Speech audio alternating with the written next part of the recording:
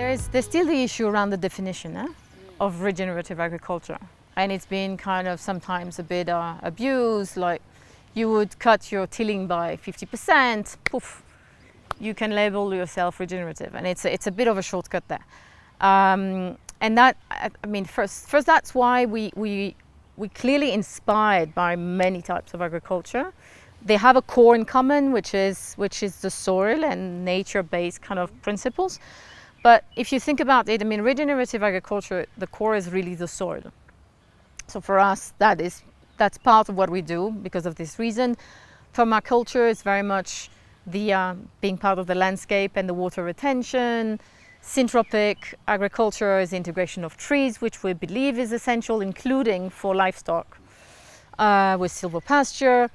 Holistic management is the way to reconcile the animal back into the system, including for whether it's crops or the overall system, and how they are restoring the land, how they are essential to restoring the drying land we were talking about. And then finally, agroecology, which it's also a very strong principle for us in terms of the circular aspect and how every part plays its role.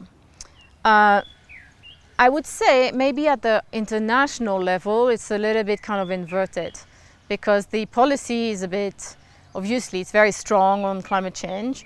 But in terms of regenerative agriculture, it's a little bit blurred because of this. Yeah, there's a bit of greenwashing. It's this blurry definition seems to kind of lead to a lot of kind of misunderstanding sometimes. However, there is, and maybe it's a little bit also like here, there is a movement, and it's going very, very fast. Just as an example, in Spain, 2 years ago, there was three farms that would call themselves regenerative, and there's almost 300 today.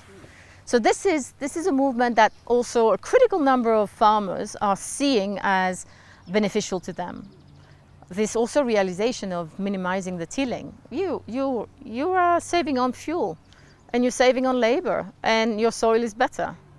And these cover crops and these rotation crops and all these things that you can add eventually do not add up in terms of cost, but do have an impact on yield. So there is definitely a movement happening.